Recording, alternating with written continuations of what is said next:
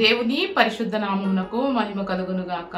ప్రభువైన యేసుక్రీస్తు నామంలో ప్రభు యేసు సన్నిధి పరిచర్యల తరపున మీ అందరికీ కూడా వందనాలు తెలియచేస్తూ ఉన్నాను. మరి ఈ ఉదయకాల సమయంలో దేవుడు మనకు అనుగ్రహిస్తున్నటువంటి దేవుని వాక్యమును మనము ధ్యానిద్దాము. యెషయా గ్రంథము 49వ అధ్యాయము 8వ వచనాన్ని గనక మనము పరిశీలన చేసినట్లయితే, అనుకూల సమయమునందు నేను నీ మొర ఆలకించి ఉత్తరమిచ్చెదను అని దేవుడు వాగ్దానం చేస్తూ ఉన్నాడు. ప్రియ దేవుని బిడ్డలారా, మనము చాలా సమయాల్లో మరి కొన్ని విషయాల కొరకు మనము ఎంతగానో ప్రార్థిస్తూ ఉంటాము.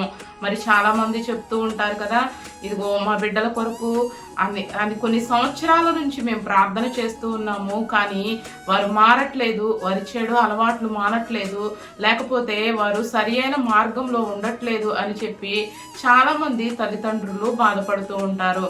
అయితే ఇక్కడ దేవుడు వాగ్దానం చేస్తూ ఉన్నాడు కదా, అనుకూల సమయమందు నేను నీ మొర ఆలకించి నీకు ఉత్తరం ఇస్తాను. ఇదిగో బయలు వెల్లుడి అని బంధించబడిన వారితోనూ, బయటికి రండని చీకటిలో ఉన్న వారితోనూ నేను ఆజ్ఞాపించగానే వారికి ఉన్న చీకటిలో నుంచి, వారికి ఉన్న బంధకాలలో నుంచి బయటకు వస్తారని చెప్పి దేవుడు మాట్లాడుతూ ఉన్నారు.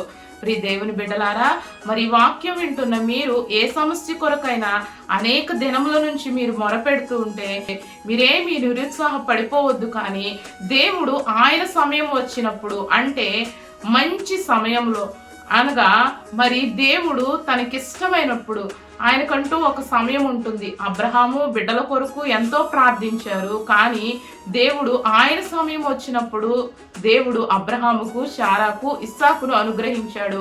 అంటే దేవునికి ఒక సమయం ఉంటుంది.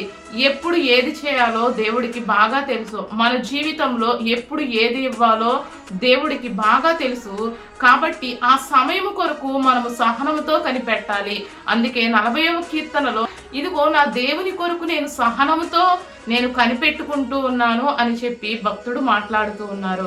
నిజమే, మన ప్రార్థనకు జవాబు కొన్నిసార్లు ఆలస్యం అవుతుంది, కానీ మనము సహనముతో కనిపెట్టుకున్నట్లయితే దేవుడు ఖచ్చితంగా ఆయన సమయంలో మన మొర విని మనకి సమాధానం ఇస్తాడు.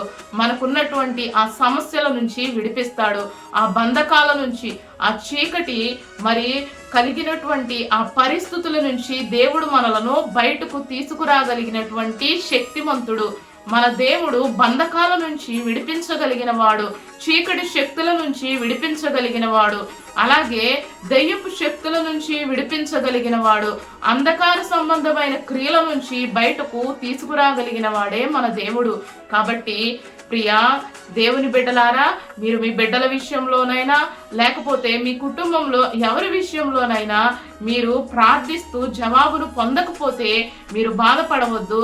అందుకే అపోస్తలుడైన పౌలు 1 కొరింథీ పత్రికలో ఈ రీతిగా అంటూ ఉన్నాడు కదా, మరి కార్యానుకూల సమయంలో దేవుడు నా పక్షమున గొప్ప ద్వారమును తెరుస్తాడు అని చెప్పి అపోస్తలుడైన పౌలు చెబుతూ ఉన్నాడు. అవును, దేవుడు ఆయన సమయంలో ఖచ్చితముగా మన పట్ల ఒక గొప్ప ద్వారమును దేవుడు తెరవబోతూ ఉన్నాడు.